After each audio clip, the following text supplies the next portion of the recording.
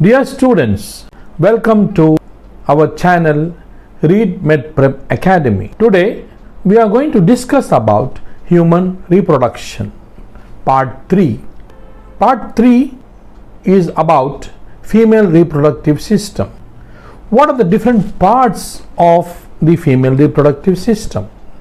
Internal genitalia and external genitalia. In the internal genitalia, we have a pair of ovaries, oviducts, uterus, cervix and vagina. What are the parts of the external genitalia? The labia majora, labia minora, clitoris, the introitus or the vaginal opening, the hymen. The external genitalia is located in the pelvic region. The internal genitalia is located within the body in the pelvic region. Today, let us discuss about the female reproductive system, which consists of the ovaries, the oviducts, the uterus, the cervix, the vagina, the external genitalia. Along with these, the mammary glands are integrated structurally and functionally to support the process of ovulation, fertilization, pregnancy, childbirth and child care. First we shall start with the internal genitalia, the ovaries. The ovaries are the primary female sex organs. What do they produce? They produce the female gamete, the ovum. Where are they? They are located on either side of the uterus in the pelvic cavity, in the abdomen. How do they look like? They are elliptical structure. What is the size? 2 to 4 centimeter long. When you study the histology of the ovary is covered by a thin layer of epithelium which is cuboidal. This epithelial layer is otherwise called the germinal layer or the germinal epithelium, which produces the ovum. Below the germinal layer is the dense connective tissue, the tunica albuginea. Below the tunica albuginea is the ovarian stroma. The ovarian stroma is differentiated into an outer cortex and the inner medulla. What is cortex?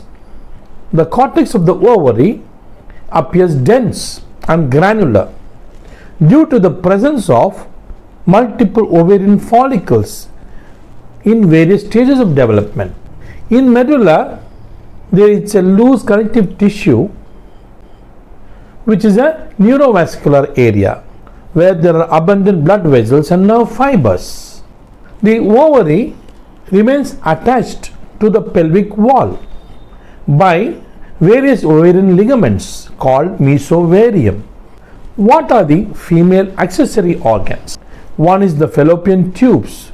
The fallopian tubes are otherwise called the uterine tubes or oviducts. The uterus or the baby bank, the cervix and the vagina. The female accessory organs are very essential. First, let us start with the fallopian tubes. It extends from the periphery of each ovary to the uterus. The proximal part of the fallopian tube, which is a funnel shaped structure called the infundibulum, which is very close to the ovary. The edges of the infundibulum are having a finger like projections. These finger like projections are called fimbriae. Fimbriae help in the collection of the ovum after ovulation, and the infundibulum leads to a wider portion called the ampulla. The last part of the oviduct is the isthmus, which is short and thick. It connects the ampulla to the infundibulum of the uterus. Now let us discuss about the uterus. Uterus is otherwise called the womb. It is a thick-walled, muscular, highly vascular, appear like an inverted pear-shaped structure. It is in the pelvic cavity.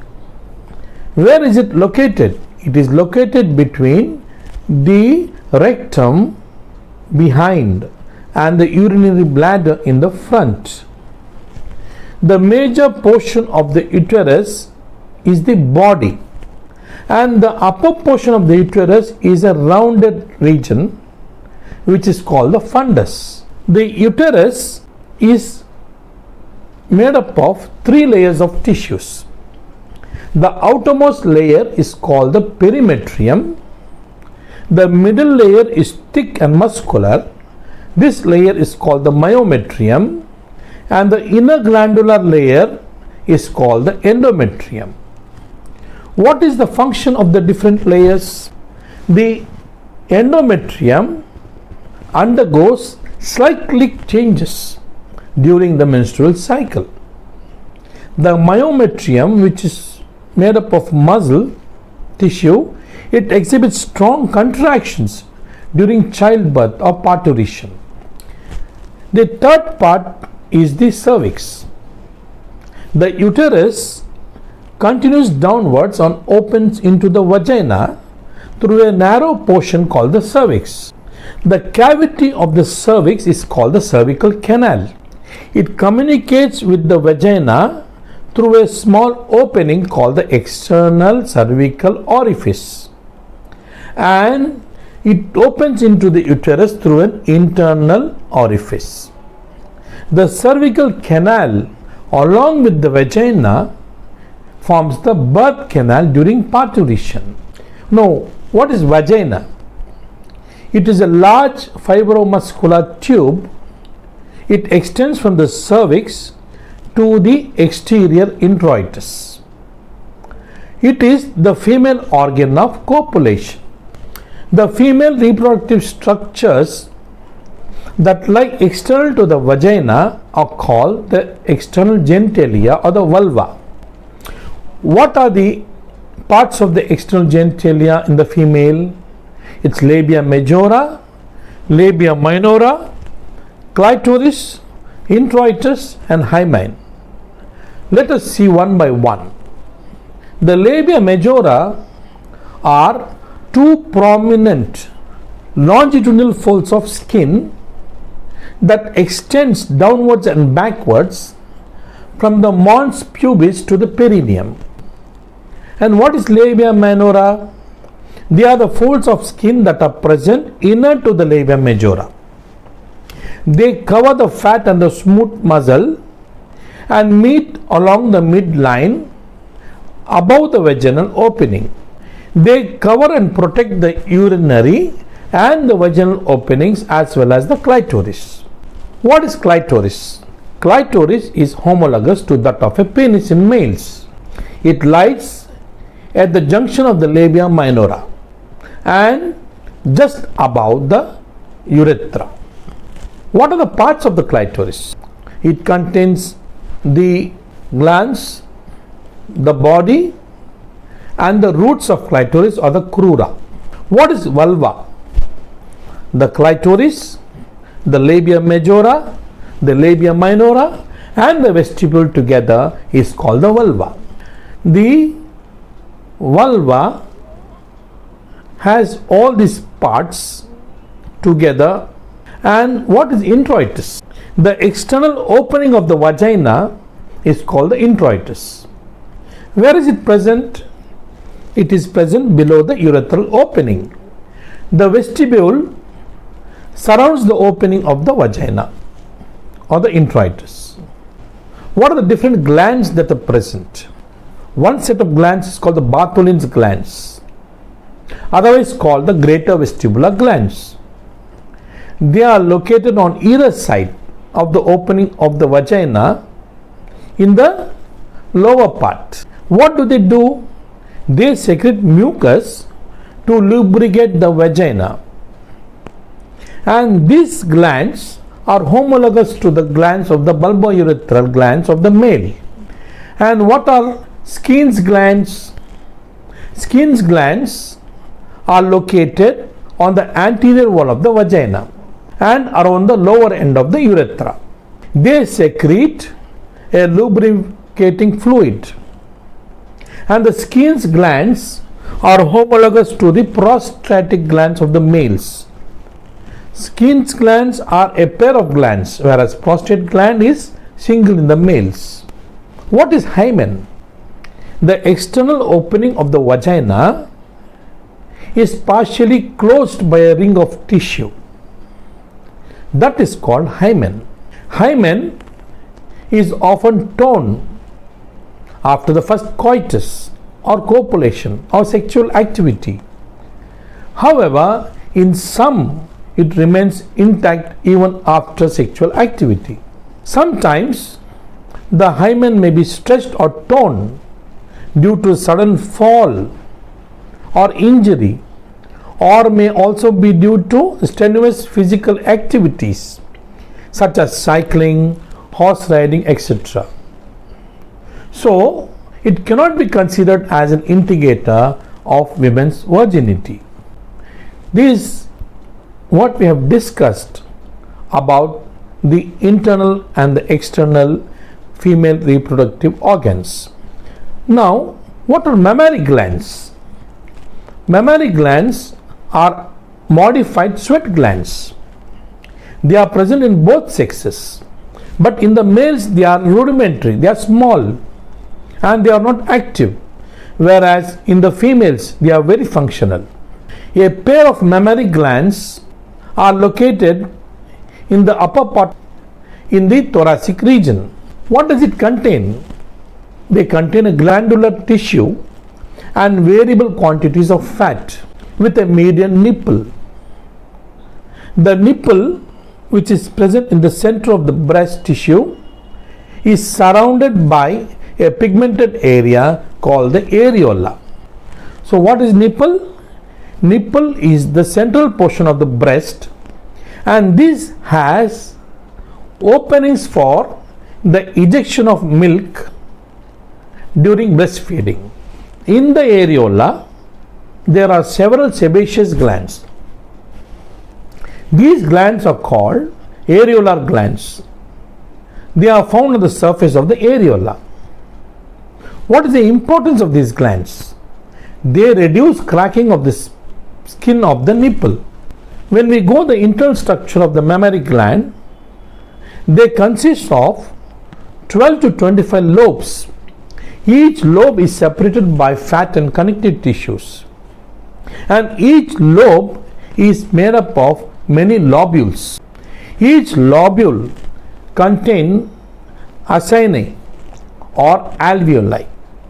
Each acini is lined by cuboidal epithelial cells. What is the function of these cells? They secrete milk. These cells are responsible for secretion of milk, which is secreted into the alveolar lumen.